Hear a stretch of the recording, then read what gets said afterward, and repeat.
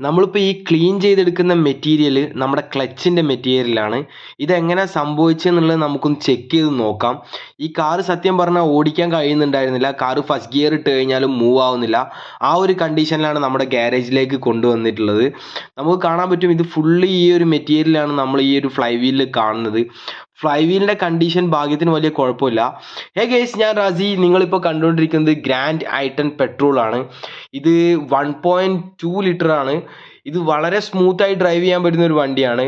ഒരുപാട് ആളുകൾക്ക് ക്രേസ് ഉള്ള ഒരു വണ്ടിയാണ്. സ്പോർട്സ് ആണ്. നമുക്ക് സംഭവിച്ച കംപ്ലൈൻറ്റ് എന്താണെന്ന് വെച്ച് കഴിഞ്ഞാൽ ഇതിൻ്റെ ക്ലച്ച് ഫെയിലിയർ ആണ്. അങ്ങനെ നമ്മൾ ടോ ചെയ്താണ് നമ്മുടെ ഗ്യാരേജിലേക്ക് കൊണ്ടുവന്നത്.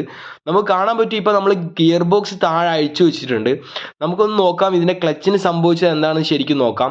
ഇപ്പോൾ എനിക്ക് സ്റ്റാർട്ടർ മോട്ടറിൻ്റെ പിറകിൽ നിന്ന് കിട്ടിയ ഒരു മെറ്റീരിയലാണിത്. ഇതും നമ്മുടെ ക്ലച്ചിൻ്റെ മെറ്റീരിയലാണ്. കാരണം വേറെ ഒരു മെറ്റീരിയലും അവിടെ വന്ന് നിൽക്കാൻ ചാൻസ് ഇല്ല. ക്ലച്ച് പൊടിഞ്ഞതാണ്. മാത്രമല്ല ഇത് നമ്മുടെ ശരീരത്തിലായി കഴിഞ്ഞാൽ വളരെയധികം റിയാക്ഷനൊക്കെ ഉണ്ടാക്കുന്ന ഒരു സംഭവമാണ്.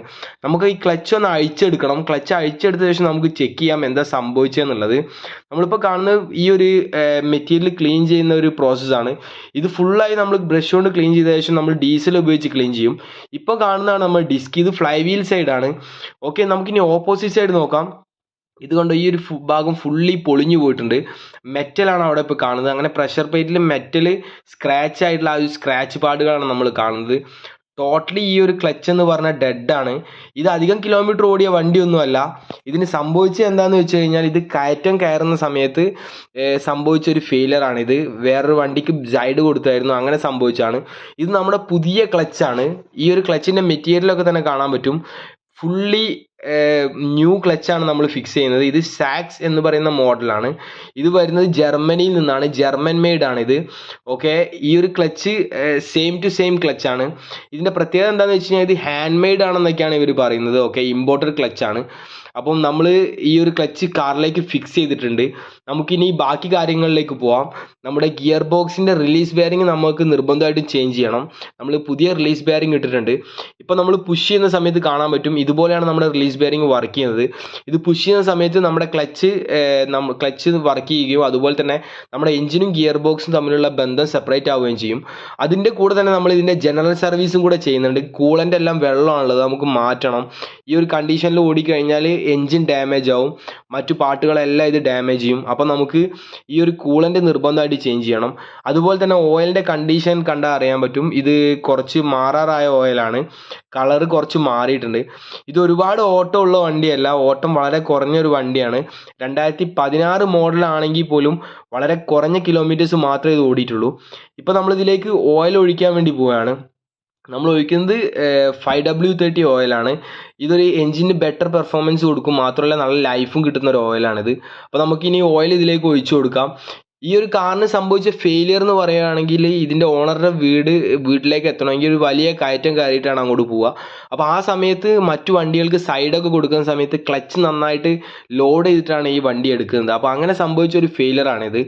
അപ്പം ഈ ഒരു പുതിയ വണ്ടിക്ക് ഇതുപോലെ സംഭവിക്കാനുള്ള റീസൺ എന്ന് പറഞ്ഞാൽ അതാണ്.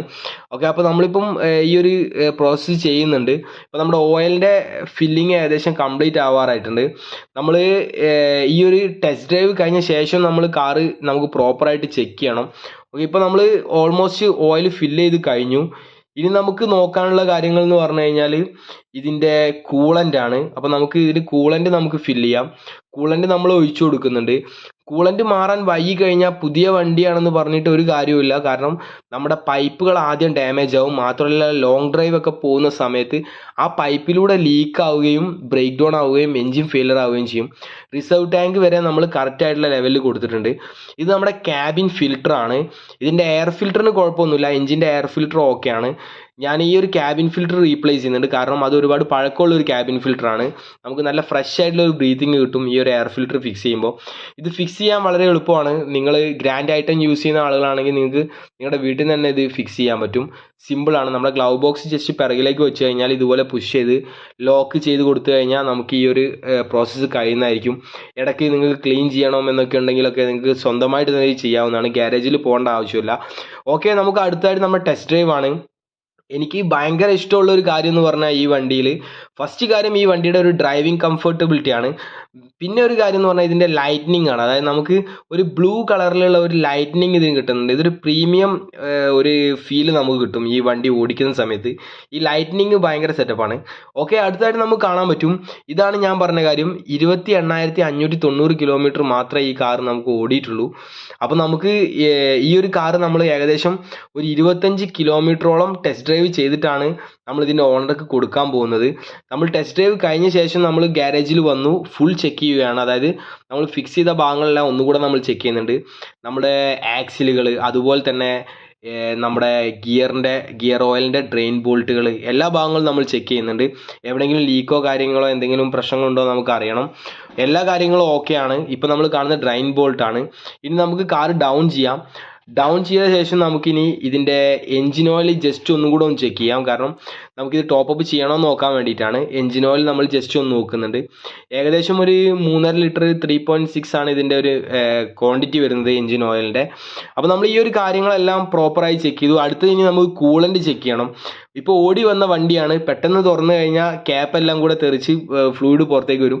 അപ്പോൾ നമുക്കിത് ജസ്റ്റ് ഒരു ലോക്ക് നമ്മൾ ഓപ്പൺ ചെയ്തപ്പോൾ എയർ പോയിട്ടുണ്ട്.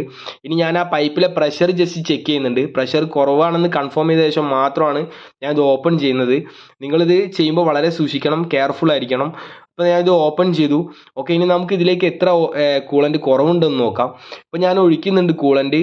ഇപ്പോൾ കൂളൻ്റ് ഒഴിക്കുന്ന സമയത്ത് കാണാൻ പറ്റും വളരെ കുറച്ച് മാത്രമേ കുറവുള്ളൂ. അതായത് നമ്മുടെ വർക്ക് ഏകദേശം പ്രോപ്പർ ആണെന്നാണ് അർത്ഥം. അപ്പോൾ നമ്മുടെ ചാനൽ സബ്സ്ക്രൈബ് ചെയ്യാത്തവരൊക്കെ സബ്സ്ക്രൈബ് ചെയ്യുക. മാത്രമല്ല നിങ്ങളുടെ ഫ്രണ്ട്സിനെല്ലാം ഷെയർ ചെയ്ത് കൊടുക്കുക. ഇതുപോലെയുള്ള ഇൻഫോർമേറ്റീവ് ആയിട്ടുള്ള വീഡിയോസ് ആയിട്ട് നമുക്ക് വീണ്ടും കാണാം. നമ്മൾ ലാസ്റ്റായിട്ട് നമ്മൾ ഇതിന് സ്റ്റിക്കർ കൂടെ കൊടുക്കുന്നുണ്ട്. ഏകദേശം എത്ര കിലോമീറ്ററിലാണ് ഇനി അടുത്ത ഓയിൽ മാറേണ്ടതെന്നുള്ളത്. Okay guys, thank you for watching.